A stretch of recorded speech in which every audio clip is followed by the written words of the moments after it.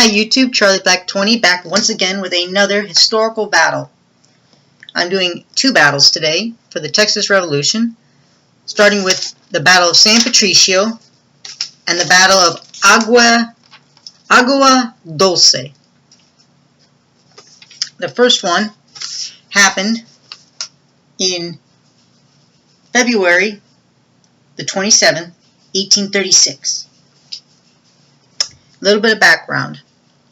The Texas Revolution is in its, let me see, oh man, October, November, December, January, February, 5th month. See, my math skills, not so good. But we're 5 months into the Texas Revolution. All the Mexican troops have been driven out of Texas, and the Texas government is trying to decide what to do now. And you have a lot of soldiers who were basically free agents. The Texas Army had never been a regular army. In fact, at that moment, Sam Houston is trying to raise a regular army, meaning he wants to get people to sign up to fight for Texas. Whereas a lot of the men who had been fighting before are not part of the regular forces. They are, you would call them militia, but they're really volunteers. They don't answer to anybody but themselves, and if they choose to their officers.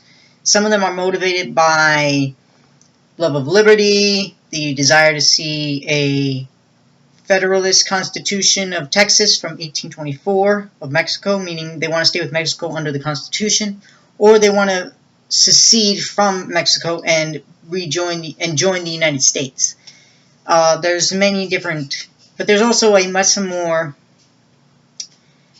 tangible reason for a lot of them, which is money and spoils of war and certain business dealings that they've been doing.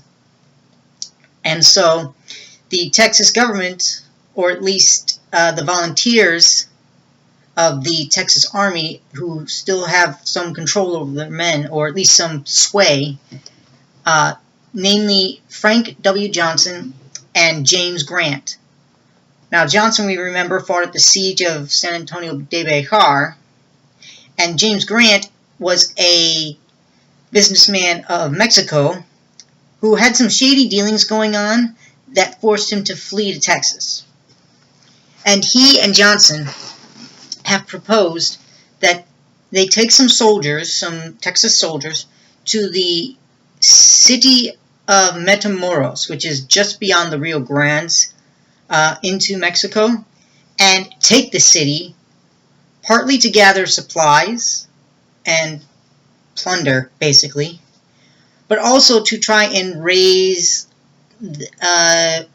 another rebellion down there under other Federalists who are sympathetic to Texas's situation, because Santa Anna is not a popular man with Federalists, because he has centralized all the power into Mexico City and himself, basically.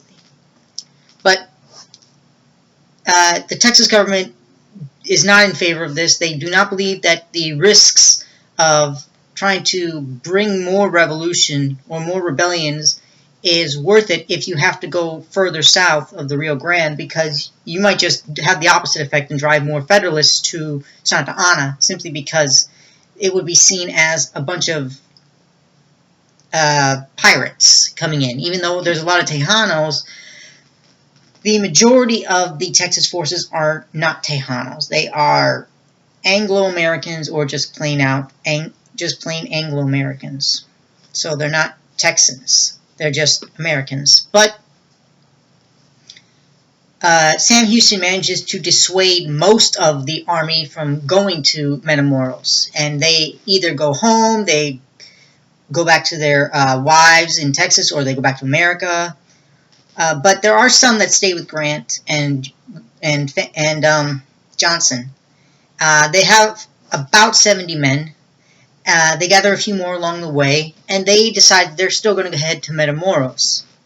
So at San Patricio, Johnson divides his forces. He sends Grant to gather more horses for the expedition. In reality, they're also trying to stir up local support for themselves and the Federalist ideas. While Johnson, because of the bad weather, it's really cold, he doesn't post any sentries, and he tells his men to take shelter and rest for the night. He's got about 43 men with him, the rest are with Grant. And that night, on February 27th, word has reached General Jose de Urrea, who is in command of 550 Mexican troops nearby, has heard about the expedition to Matamoros, has warned the townspeople of that, and told them, listen, it's not worth it to welcome these people. So, because they're not coming to help us, they're coming to plunder. And he convinces them of this. And so he learns of not only where the Texans are, but that they've divided their forces. So he decides he's going to launch a surprise attack. And he's able to do this because he does go out, take his men, about 200 of them, out into the cold weather and marches on San Patricio. He loses about 6 men to that cold. They basically freeze to death. But it works. His 200 men get there. There's no sentries posted. There's no warning. The only warning that the townspeople have is that they were informed by Mexican officers dressed as civilians the day before. They were told, listen, put a lantern outside your home that's burning and we'll know that you're loyal to us. And so the attack happens. And it's pretty simple. A lot of Texans get surrounded. They surrender. One group puts up a fight when they're told to surrender. The Mexicans threaten to burn them out. Then they surrender. And when they come out, they're killed immediately. They pissed off the Mexicans. And also because they opened fire, they did kill 1 Mexican soldier. So they pissed off the Mexicans at that point because it's like, okay, we'll surrender because we don't want to burn. But the fighting is over in about 15 minutes. Some Texans do escape. Namely, Frank Johnson and a couple of his officers managed to escape. And the reason they were able to escape is because they had, unknowingly, put a burning lantern outside their door of the building they were staying at. And when the Mexican soldiers arrive and they're shooting, Johnson says in Spanish to a knock at the door that there's no troops inside, but they'll be out momentarily.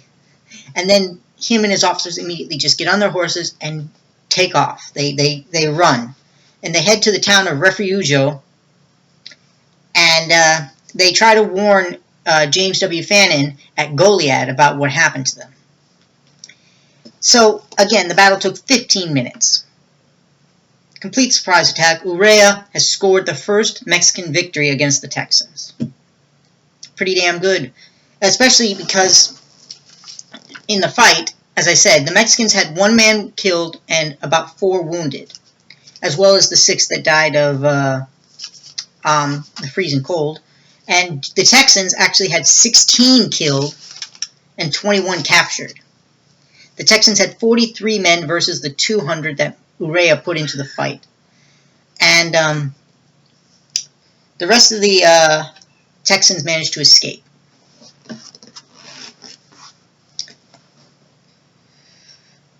So that's the Battle of San Patricio. Pretty simple. And then we come to the Battle of Agua, Dulce. And this is again with General Urrea, but this time with 150 men in the fight. And he's pursuing James Grant, who again has been trying to gather up more horses and stir up Federalist support. And Grant has about 53 men under his command, a lot of Tejanos who are very skilled with horses. The rest are Anglo-Americans, or Anglo-Texans, I apologize. And Grant and a few of his men, about I think 2 or 3 others, are scouting ahead. They don't find any Mexican soldiers, and they tell their men to follow them. But it's a ruse, it's a mistake. Urrea has about 80 lancers, along with 70 infantry, ready to ambush the Texans, and that's exactly what happens. On the open prairie, the Mexican lancers burst out of this tree line that they've been taking cover in and ambush the Texans before they can even get their guns up. A lot of them are lanced off their horses, just like that. And several of them managed to flee, a few on foot, a few on horse. But Grant and his two friends, when they see this, they're ahead of the column, but they realize that it's a done deal. Their men are gone, so they try to make a run for it. The Mexican Lancers do pursue them, some of them anyway, but eventually Grant and one of his men are killed. Apparently, Grant's body was pierced no less than 12 times because of how hard he fought back, and apparently because a lot of the Mexican soldiers were Federalists, but they were afraid that he would give them up to Santa Anna if he was captured alive. Which, given how Santa Anna operated, was not a far-fetched idea. But one of the men was captured, and along with 5 other men who were captured. And Benvenida, that was his name. I apologize. Benvenida was captured, and he stayed a prisoner. Ironically, Urrea did give quarter this time. He did not follow Santa Anna's orders to kill every pirate, or the Mexican government's order. There had been an order from the Mexican government, kill all the pirates, and none of these people who are fighting in Texas are legitimate prisoners. They are pirates subject to summary execution. But Urrea doesn't do that. Instead, he takes them back to Matamoros and places them in prison, basically. But a few of them do escape, about 5. And they also go back to Goliad to warn James W. Fannin, who at this point is basically second in command of the Texas Army. He is part of the regular army now. But they do warn him for all the good it does them.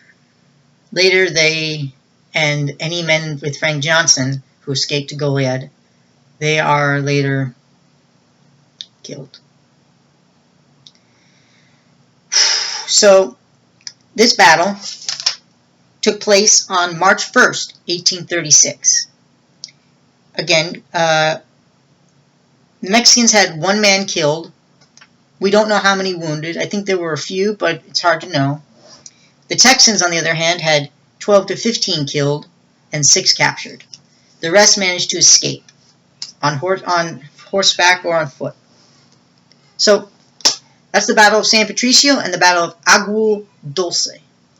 Very tiny battles. They were skirmishes, but they marked the first defeats that the Texans suffer at the hand of the Mexican government. And it's a reversal that is hard to recover from. This officially ends the Matamoros expedition by Johnson and Grant. There will be no more incursions into Mexico. So, thank you for listening, and take care.